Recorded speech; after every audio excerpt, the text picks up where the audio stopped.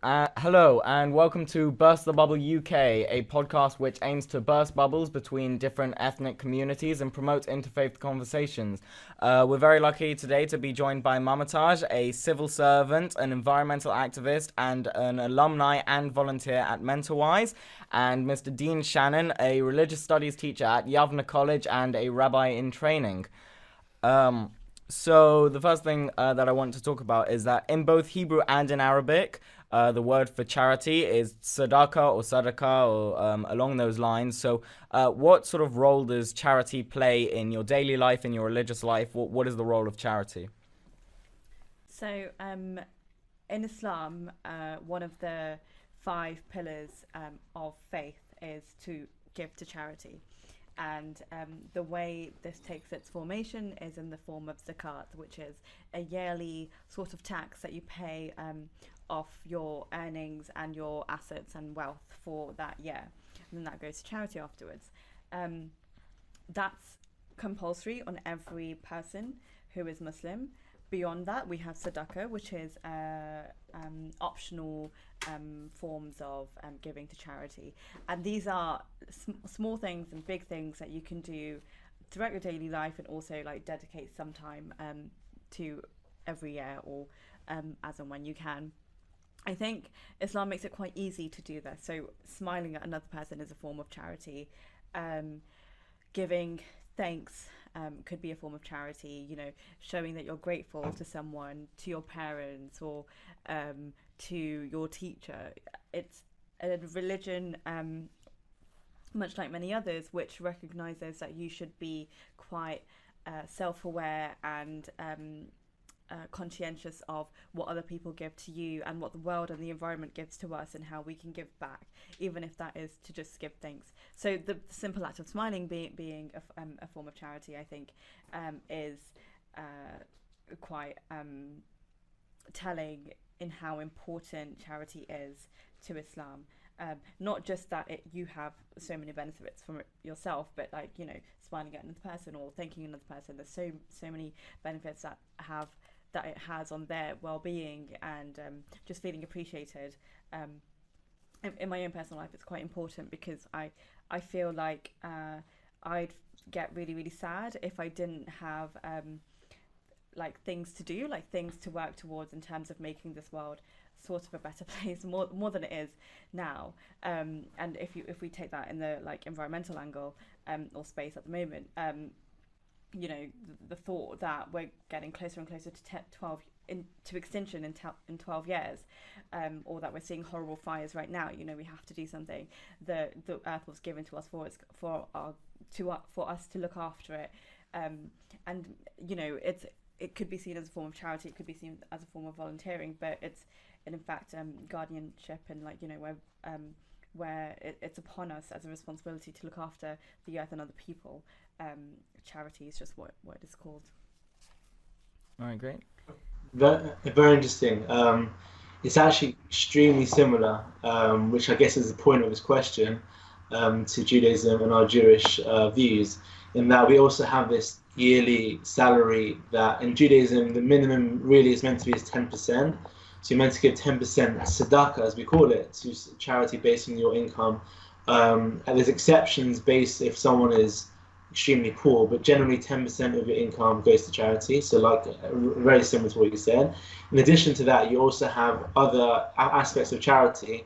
So for example, in the morning when you pray, there's a bit of time when one of the prayers you give 3 coins to charity. So that's separate from the 10% you give. As well as that, obviously things on the street, lending someone a loan is seen as charity, external from this 10% that you give. An interesting also idea to it is that we say charity in English, obviously, but I don't think it gives a true reflection of the concept in Judaism and maybe in Islam too, because the word in Judaism is sadaqah, similar to Islam, and the root of it is tzedek, which means righteous. Justice rather, justice. So a tzaddik is a just person, someone who follows the right way. Meaning that it's not like I'm giving someone out of the kindness of my heart, I'm doing something nice for you. Rather, it is actual justice, i.e., God has given you your income. God has given you everything you need, and you have a duty to actually give over some of it to the poor. So it's not even seen as charity. You're doing such a nice deed. Or look how kind you are. Rather, it is part of fixing the world and making a better place. That's part of your responsibility, and it reflects justice. As I said, in my personal life, obviously, it means that you need to 10% of your income goes to charity. They say that a maximum of 20% should go to, if you're very, very generous and you want to give loads of money to charity, it should be a maximum of 20%. But again, there's exceptions to the very, very wealthy, but in general, it's 20% maximum in case you feel extra generous. And also similar to what you said, for Sadaqah in Judaism, is not charity is not just about money. It's also, for example, Rambam Maimonides says the highest form of charity is to give someone a job or an opportunity to earn for themselves, rather than giving them money or giving them a loan. For them to earn for themselves and have a job is the highest form. Similarly, as you said, smiling at a person, doing any acts of kindness or good deeds is a reflection of the concept of Sadaqah. So I think it's a very, very similar concept. And I guess, as you said, walking through the world and trying to be a good person and doing acts of righteousness obviously affects me on a daily life, and everyone really should affect them. So it's a daily aspiration for anyone who wants to follow the ways of Sadaqah. And so, what do you think is the most fundamental belief of your religion? So Islam bases itself on its 5 tenets of belief. So the first is to proclaim your faith in your heart and in your speak. So you often do it with other witnesses. Babies are spoken those words as soon as they're born. So it's always throughout your life, and it's something that the proclamation is, I believe in God and that Muhammad, peace be upon him, is his only messenger. It's something that we repeat to ourselves over the day as well, and it's something that hopefully all of us want to be the last words that we say before we die as well. And so proclamation of faith, it's to pray the 5 daily prayers which are set out at particular times of the day, which make sense in their own way. So one is at dawn, one is at lunchtime, one is halfway between the day, then the next one's at sunset, and then the next one's before you go to sleep. And then there's zakat, which is to give charity. I think it's 2.5%, but I might be wrong. Then there's the 4th one, which is to pray, to fast during Ramadan, which is the month where Muslims, according to the lunar calendar, so it changes every year, will fast for 30 days from food and water, and increase through self-discipline and self-restraint, hopefully their spirituality and consciousness of God and the world that we're in.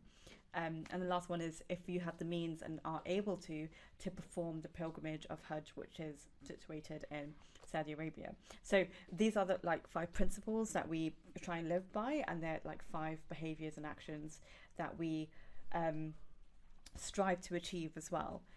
Beyond that, it's kind of believing in the oneness of God, so monotheism is a basic tenet, believing in all the prophets, which cross all 3 Abrahamic faiths, believing in angels, the afterlife, in the books, and including the Bible and Torah.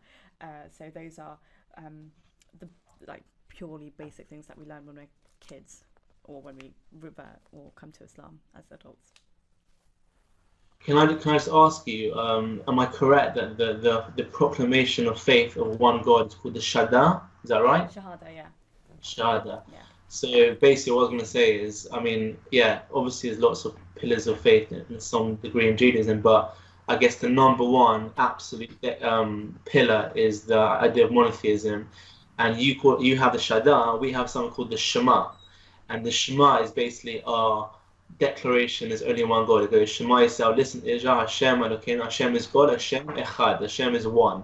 Literally, that is, I'll call it as I teach at school, that is probably our national anthem of Jewish people. It's meant to be the last thing you say before you die, if you know when you're going to die, obviously.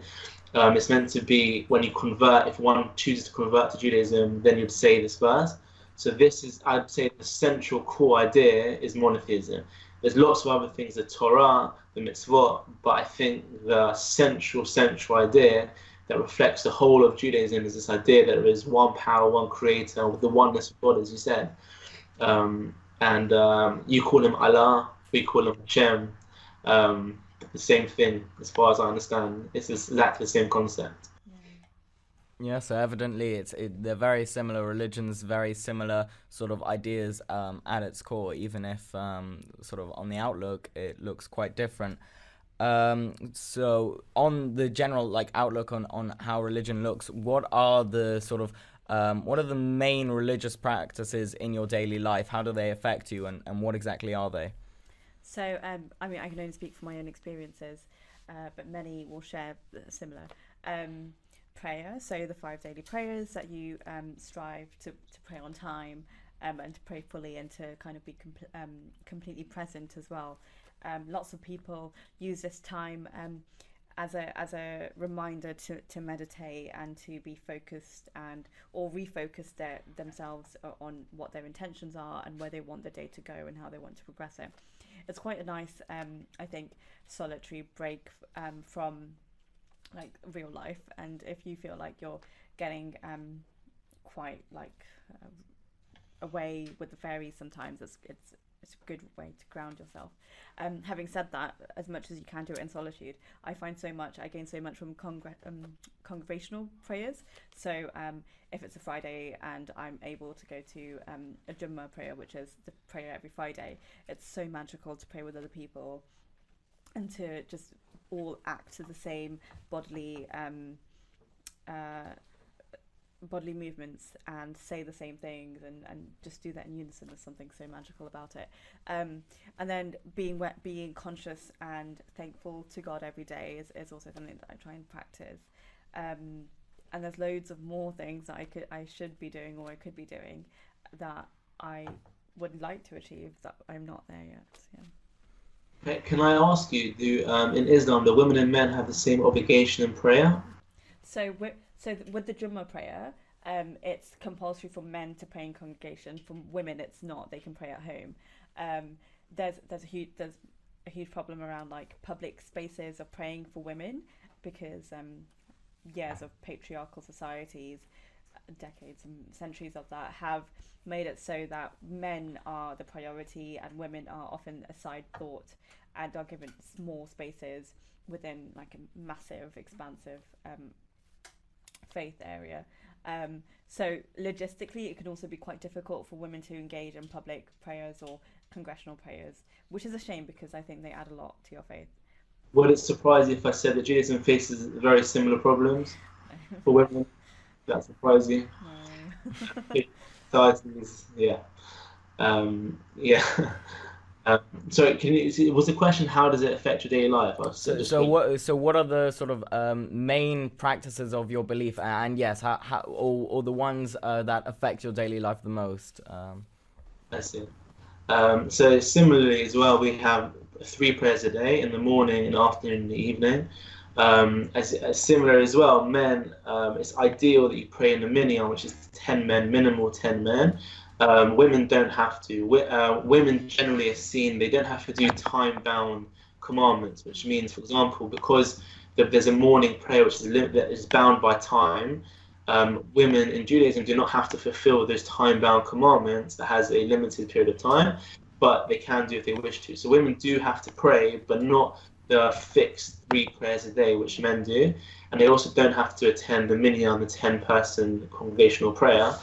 For example, a male should. This morning, for example, my baby was awake last night, so I was awake, so I didn't go to the prayer this morning, so I prayed by myself. But ideally, you should. If you're abroad and you're somewhere there's no synagogue, again, you pray by yourself. But for example, for an Orthodox Jew like myself, it is a daily consideration to pray 3 times a day. And where am I going to pray? How am I going to find the minyan?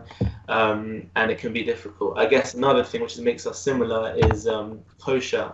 Similar to halal, Orthodox Jews have a very strict ideas of what you can and can't eat. I think it takes it even to another level to Islam, as far as I understand, in that you can't eat even certain salads unless it's been checked. You can't eat gelatine. I'm not sure if that's similar or not. You can't eat basically any vegetarian restaurants, even if there's no meat there at all, anything like that. There's extremely limited places you can eat and items you can eat. So that means that when you go traveling, for example, my wife and I went to China a couple of years ago. As you can imagine, there is limited kosher availability there. And so everywhere we went, we had to consider there is one of Jewish centre in a lot of cities. We had to really direct our travelling around it. So obviously that's a big effect on our lives. I can't just go to Costa or Starbucks get a sandwich. I have to only get kosher sandwiches, for example. So that's a big limitation. But I guess as a daily routine, as you said, the idea is that every action of your life should be dedicated towards thinking about your spiritual self. How can I be a better person? How can I be conscious and be mindful of my life? And Judaism dictates in very small areas, even to the extent of what shoe you should put on first in the morning. It's not a big deal at all, but it's showing you can even elevate a very small and I guess, not really important aspect of your life. You can even elevate that. So there's really quite limitations on your life, but I don't see it as limitations. I see it as more as elevation experiences. Can I ask then, what made you decide to become a rabbi as your training? So the truth is, right now, the reason I'm doing it now is because I want. So another thing is daily learning. You have to, as a male particularly, you should try and do learning every day. So I thought if I get involved in this studying, then I'll be in a organized learning structure. So that's partly what I'm doing. I just want to increase my knowledge. Obviously, as a teacher as well, it's going to be helpful. And then in the future, who knows whether or not I'll use it in the community. But for now, it's just for the knowledge and for the greater understanding of Judaism, basically. Okay. And seeking knowledge is also an act of worship, I think, in both religions, yeah. All right. Well, thank you very much, both, for your time. You've really been great. Thank you for listening. And we hope to see you in another episode. Thank you.